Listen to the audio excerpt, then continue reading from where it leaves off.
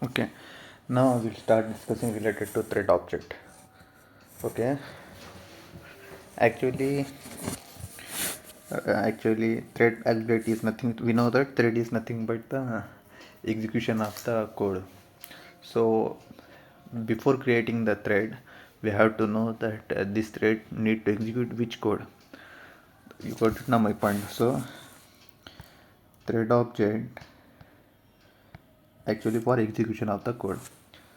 To execute the code, we have to define the code before. So the my point is, so what is my point is, I'm saying that we are creating the thread object.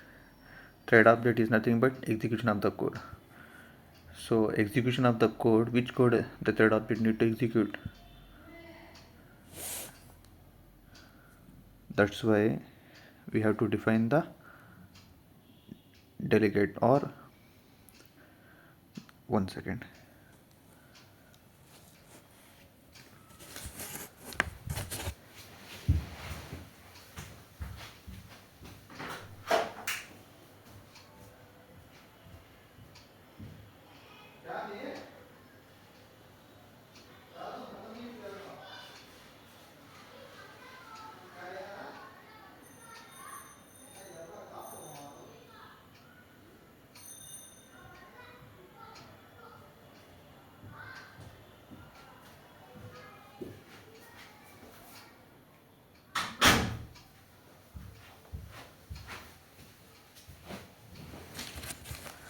Okay, sorry.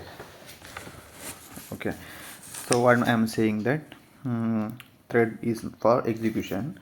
So before creating the thread, we have to define the code execution. That's why there is a delegate. Thread object encapsulate delegate. This is the code which is run by this thread, which is executed by this thread.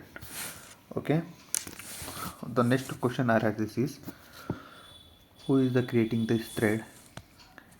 Actually, whenever we are executing the code .exe, this is by default by the process. To that process, main thread is there. Main thread is executing this main code or other main code.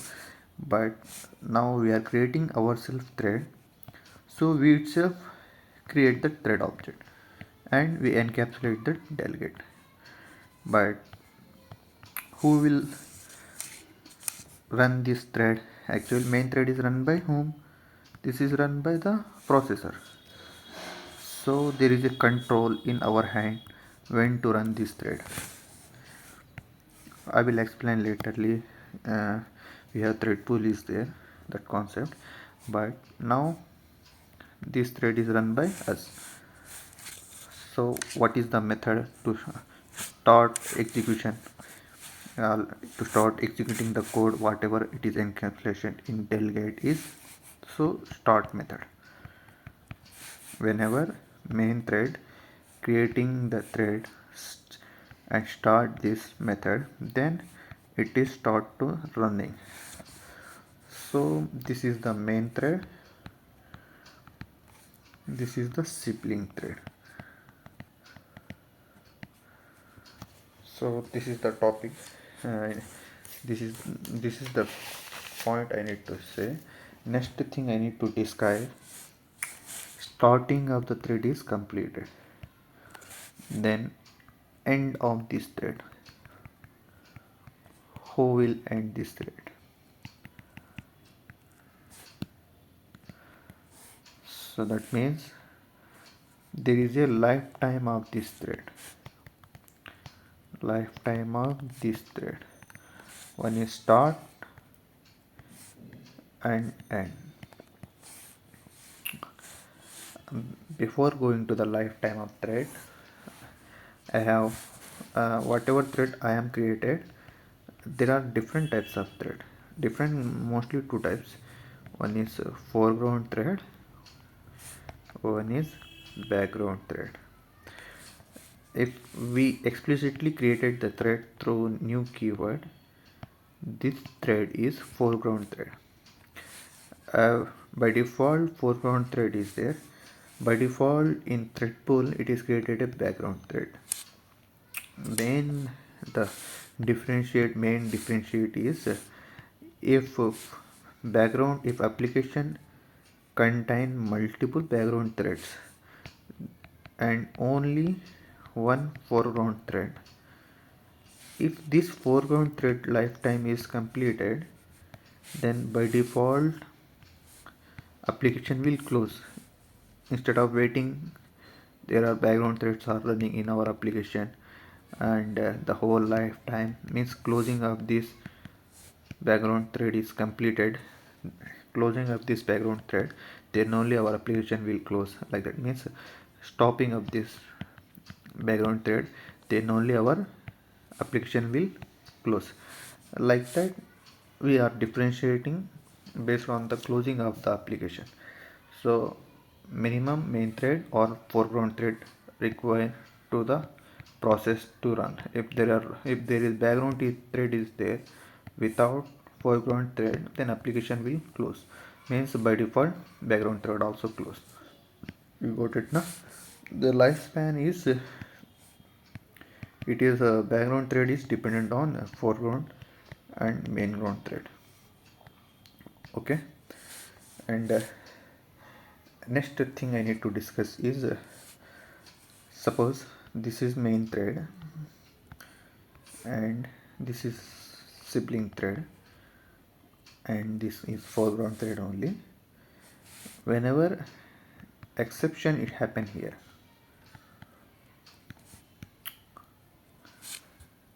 how it is handling,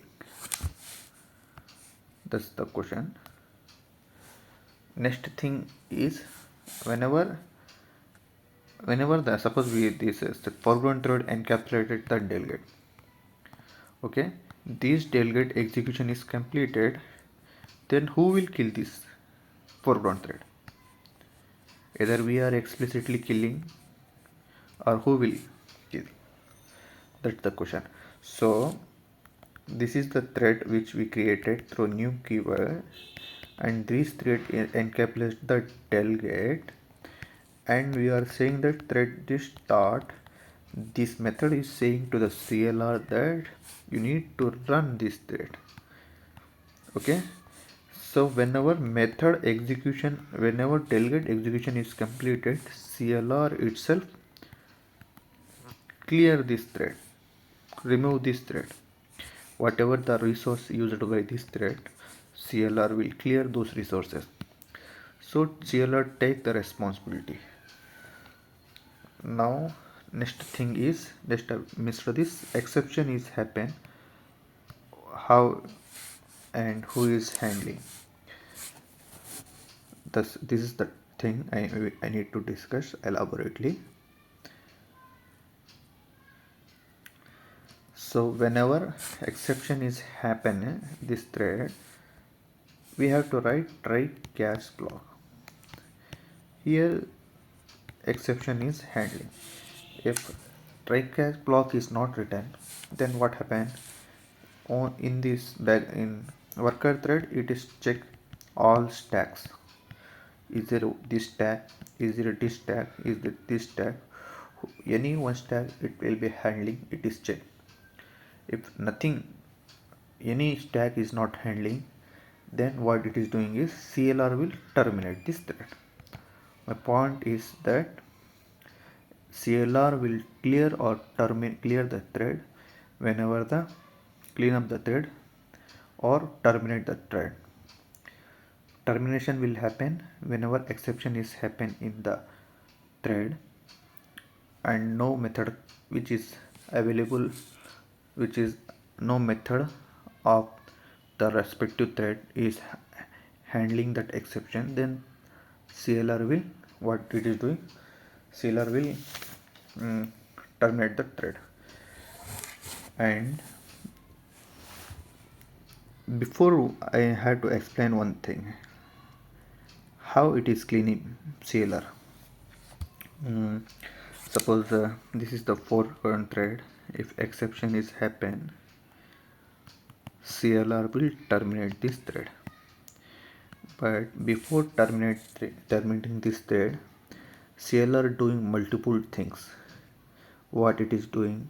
First, whatever memory used by this thread need to clear by the CLR. If stack memory is there, which are nothing but the stack trace which is used by the particular foreground thread, these to be clear. And next, some heap objects are there which are referenced by this thread, not other thread, whose scope is dependent on this thread. Those objects to be clear. This clear by the CLR through garbage collector.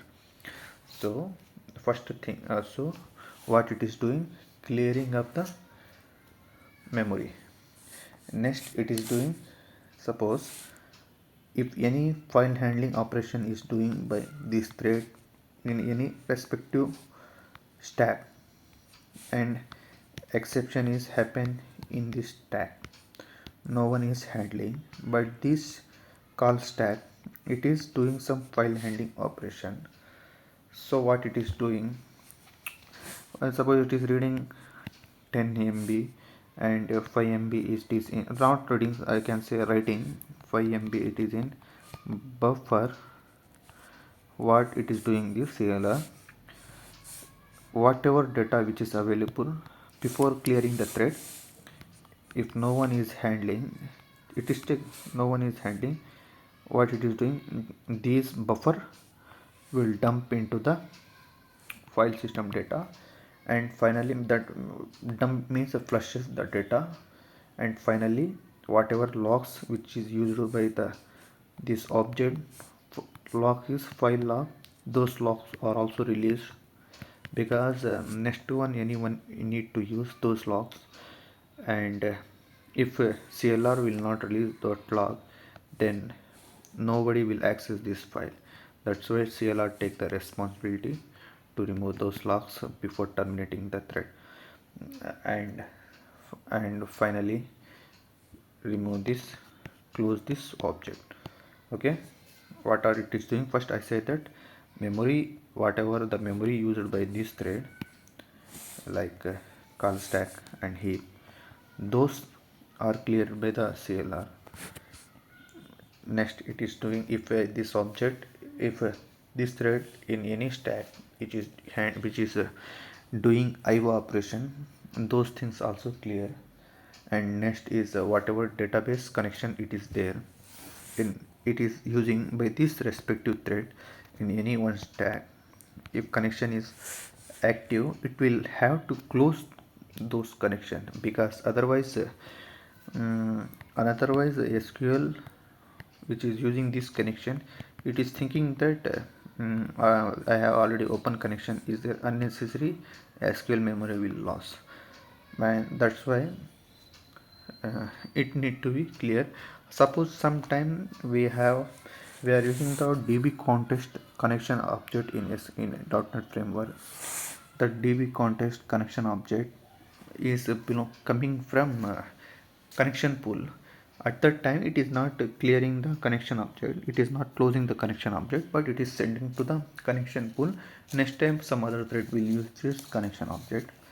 Finally sometime unmanaged resource are there, those are not taken the responsibility by the garbage collector to clear, those need to be written in this final method.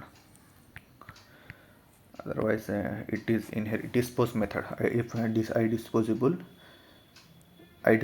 method. Got it now my point. And if this thread is using some any logs, those logs need to also be removed, because some other thread will dependent on this log. This logs need to be released, otherwise deadlocks happen. These are the things. So these are the responsibility taken by the garbage CLR. Mostly before clearing the thread, it clear the memory, and whatever it is using IO operation like file IO, connection, streaming, all things it need to be clear. and if unmanaged resource it is using, so unmanaged resource must be written in dispose method or final method, then CLR will call that methods. And finally, if any logs are there, those logs to be released, otherwise dependent other threads which are dependent in this thread, this log will get deadlock. So this is the thing. Next thing I need to discuss is thread dot abort method. Thread dot abort method. After that, I have to discuss other things, uh, but I didn't have time. Okay, thread dot abort method responsibility is suppose main thread it is created, sibling thread. Okay, okay, I need to close, I need to send exception because it have to close instead of running. At that time I am calling the start method, like the start method I am calling the abort method. Whenever main method is calling the abort method, it is sending the throwing the exception in this thread. So this thread retain code in such a manner that while not only while this thread bottom stack will handle this exception which is arises by the abort, like that closing we are doing. So main thread will clear this thread by throwing the exception. That's why we are using the abort method. Wow, you got it now. Main thread throwing the exception to the sibling thread or child thread which is created by main thread. Okay, next I have to discuss what are the best practices, and finally graceful shutdown and choreographically shutdown. But I have 2 minutes. Okay, so best practices is first let me, we know that we have to use try-catch blocks commonly. We have to compulsory use the try-catch block to handle that exception. Next is we have to, this is the main part here, we have a app domain which is running the code. Sometimes if exception is not handled in any thread, any stack, then application process, if this thread is main thread, then process will kill, process manager will kill this process. But we have to know how, why the application is closed, so where that information will be get. That's why final one place is there, that place is handling of the exception, that place is in app domain. What it is doing is whenever exception is occur, no one is handling, finally this app domain will handle this exception. After handling this exception, app domain will close, shut down the application. And so from this handling we know we have to log what are the exception which has occurred. We are not yet able to handle that exception, that part we have to log. And from the so best practice is we have to write app domain and handle current, in app domain we have multiple current domain, but we have for the current domain where our application is running, there unhandle exception method is there, delegate is there. We have to define the delegate. This is the final place where our application need to be handled. If this place is not handled, then what it is happening, nobody know why the exception is arises. So here we are logging the exception, why it is happen, and which exception we are not yet handling.